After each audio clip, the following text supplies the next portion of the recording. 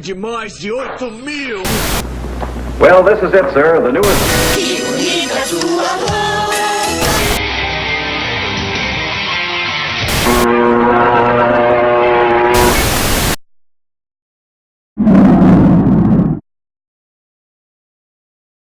ਨੀਮੀਆਂ ਤੋਂ ਕੁਝ ਚੀਰ ਪਾ ਕੇ ਰੱਖ ਲੈ ਪੱਲੇ ਵਿੱਚ ਮੁਖੜਾ ਲੁਕਾ ਕੇ ਰੱਖ ਲੈ ਐਵੇਂ ਕਰੀ ਨਾ ਕਿਸੇ ਦੇ ਨਾਲ ਪਿਆਰ ਮੁੰਡਿਆਂ ਤੋਂ ਬਚ ਕੇ ਰਹੀ ਨੀ ਤੂੰ ਹੁਣੇ ਹੁਣੇ ਹੋਈ ਮੁਟਿਆਰ ਮੁੰਡਿਆਂ ਤੋਂ ਬਚ ਕੇ ਰਹੀ ਨੀ ਤੂੰ ਹੁਣੇ ਹੁਣੇ ਹੋਈ ਮੁਟਿਆਰ Bom dia, vocês irão acompanhar a história e a cultura de uma civilização magnífica, o Egito Antigo. O Nordeste da África é uma região predominantemente desértica, consequentemente é um local de solo seco e pouco fértil. Entretanto, nesse território, a presença do rio Nilo e seu regime de cheias regulares fizeram da região ao longo do rio propícia para o desenvolvimento de grupos humanos. As primeiras aldeias nesse vale eram estruturadas em nomos, comunidades autônomas que desenvolviam uma agricultura rudimentar, chefiadas pelo nomarca. Com o crescimento da população e os progressos nos setores agrícolas e de irrigação, nasceram as primeiras cidades e a diferenciação social. Com o passar do tempo, esses nomes se unificaram, dando origem a dois reinos, o reino do Alto Egito e o reino do Baixo Egito, por volta de 3500 a.C. 300 anos depois, ocorreu a unificação desses estados, impostas pelo Alto Egito na figura do rei Menés. Surgiram assim o primeiro faraó e estado unificado do Egito Antigo. A história do Egito Antigo foi organizada em três fases: o Antigo Império, o Médio Império e o Novo Império. Quanto à cultura, a sociedade egípcia era hierarquizada e segmentada em estamentos, no qual era impossível a ascensão de uma camada a outra. Os escravos geralmente eram prisioneiros de guerra, formavam a camada mais baixa da sociedade. Não recebiam salário, apenas o fundamental para a sobrevivência, como roupas velhas e alimentos. Uma vida bem feliz, não? Acima socialmente estava o povo egípcio, formado pelos comerciantes, artesãos, lavadores, pastores e soldados. Aliás, ele é o que dá as chicotadas. Eles compõem a maior parte da população egípcia, trabalhavam para ganhar o quantia que só dava para a manutenção da vida, podendo ainda ser convocados para trabalharem para o faraó, sem remuneração, em obras públicas. Dando seguimento à hierarquia, o próximo é a aristocracia, chamados privilegiados. Eram formados por sacerdotes, escribas e nobres. Os escribas eram funcionários responsáveis pela contabilidade e supervisão da organização administrativa, mas eles eram muito chatos.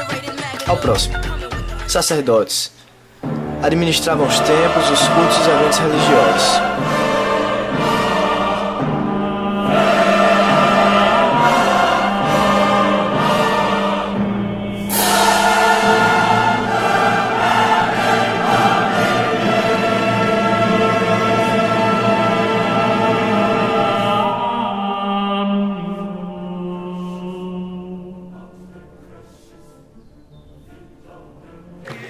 Os nobres, descendentes de famílias economicamente estabelecidas, formavam a nata da sociedade egípcia. Finalmente, no topo da pirâmide social encontrava-se o faraó. A autoridade máxima possuía poderes totais sobre o Egito. Segundo a metodologia egípcia, ele era filho do deus Osíris. Logo, o faraó era visto como um deus na terra, que era o intermediário entre os deuses e a população. O poder do faraó era transmitido hereditariamente, portanto não era escolhido por meio de voto. Dessa forma, muitas dinastias se perduraram por muito tempo no poder. O povo até queria se rebelar, mas isso nunca aconteceu.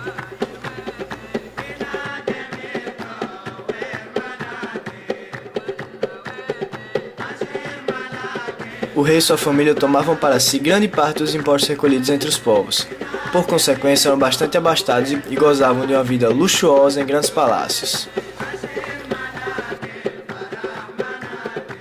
A religião egípcia era marcada por várias crenças, mitos e símbolos. Os egípcios eram politeístas, ou seja, acreditavam em vários deuses.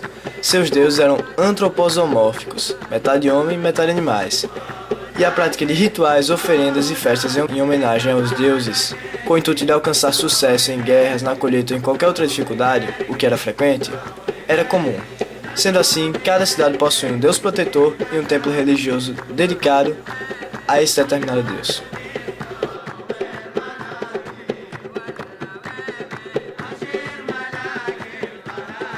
Outra característica importante da religião egípcia era a crença na vida após a morte. Segundo essa crença, o morto era levado para um salão para ser julgado pelos deuses, o conhecido Tribunal de Osíris, presidido pela deusa Osíris. Nesse tribunal, o deus Anubis pesava o coração do defunto numa balança, cujo contrapeso era uma pena de avestruz, símbolo da Maat, deusa da justiça. Se o peso do mesmo fosse superior ao da pena, significava que essa pessoa não havia praticado nem a justiça nem a bondade, e então era entregue a Feramute, uma fera com cabeça de crocodilo, corpo de leão e hipopótamo, que o devorava. No caso de o coração pesar menos que a pena, o deus Totman anotava o nome do felizardo na lista daqueles que poderiam embarcar no barco de Osíris para atravessar a Tuat, que os levaria aos campos luminosos da deusa Ra, onde seu espírito se uniria àquela deusa, tornando-se assim um astro.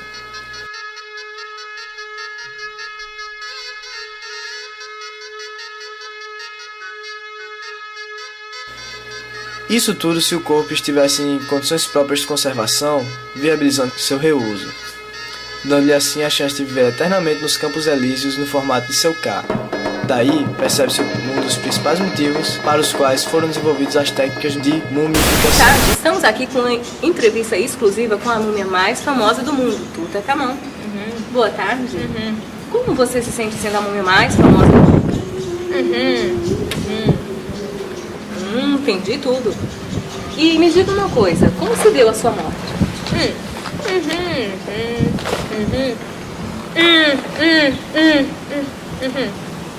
Nossa, morrer assassinado não é legal, isso é muito trágico, né? E nesse tempo de múmia, visitou muitos museus?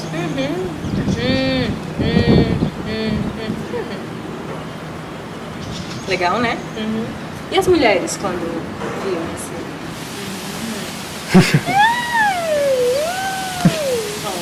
Muito importante. Mas me diga uma coisa, a pancada que acabou levando a sua vida doeu muito? Desculpa. Então, deixe suas considerações finais para o nosso público.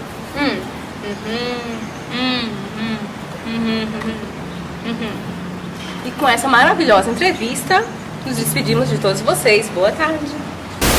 O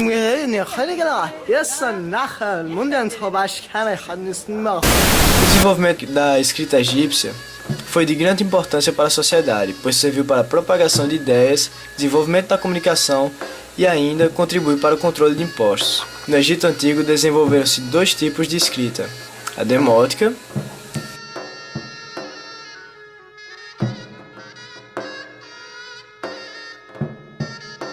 e a hieroglífica.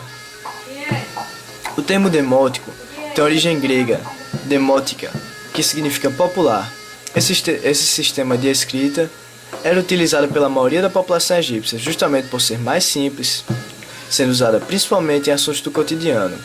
Já a escrita hieroglífica era mais complexa, composta por símbolos e desenhos empregados nos escritos sagrados, rezas, nos papiros e geralmente observada entalhada nas paredes de pirâmides que retratavam a vida do faraó. Diferentemente das sociedades atuais, a escrita não era acessível a todos. Somente os escribas eram profissionais especializados nesse tipo de escrita. Eles obtinham o domínio sobre as mesmas nas escolas mantidas pelo poder real.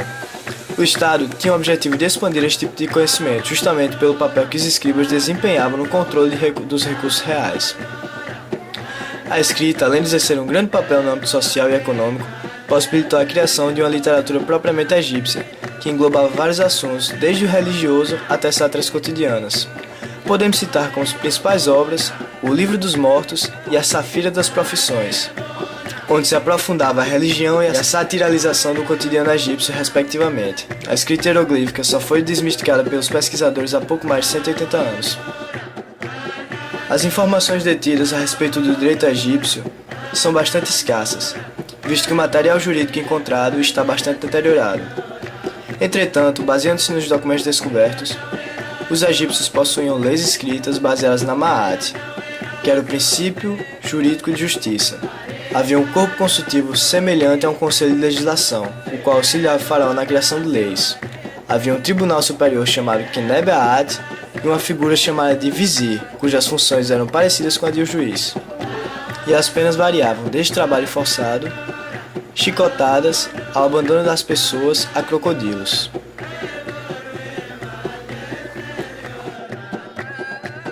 No Egito Antigo, as propriedades das terras, assim como os excedentes produtivos, pertenciam ao faraó. A comunidade camponesa vivia um sistema de servidão coletiva, no qual se dedicava à construção de obras públicas, como diques, canais e templos. Praticavam a pecuária, o artesanato e a agricultura. Esta agricultura era a base da economia egípcia, concentrada na produção de trigo, cevada, algodão e papiro. Seus sistemas de irrigação e o arado puxado por bois contribuíam bastante no desenvolvimento das plantações. No que diz respeito ao comércio, a troca era o meio mais usado no estabelecimento de relações comerciais.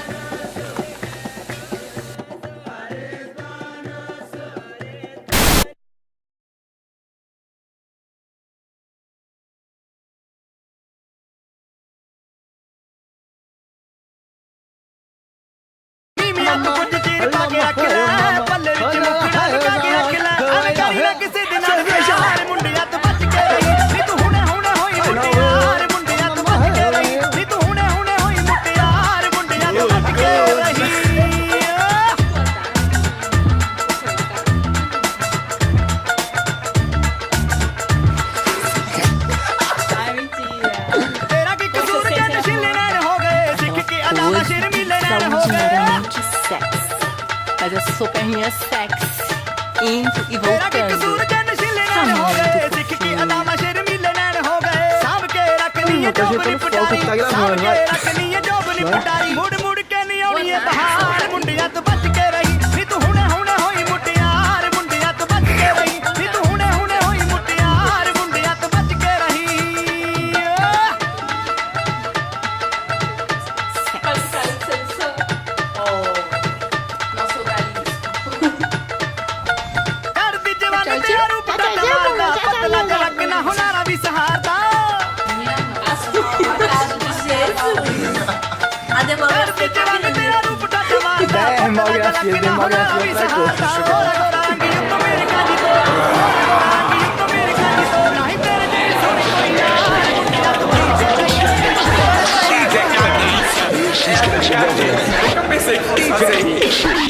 DJ, which don't make you bounce. DJ, John, which she's got you bubbling.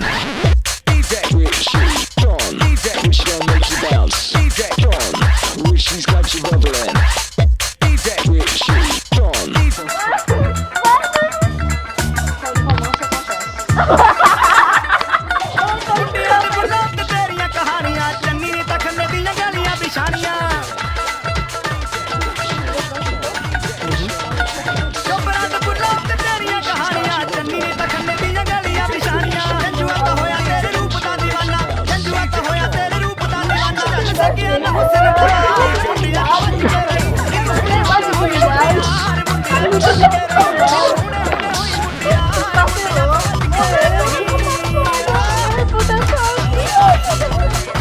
Por que, meu irmão? Isso vai usar uma cerveja boa.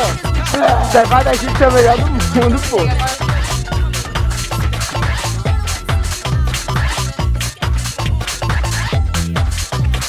Contra a regra é outra coisa. Ajeita aí do lado.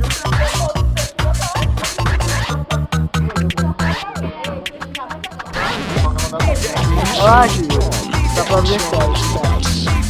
Vai. Vai logo.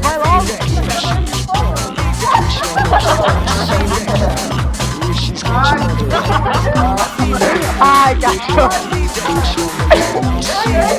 Tá bom, mais um.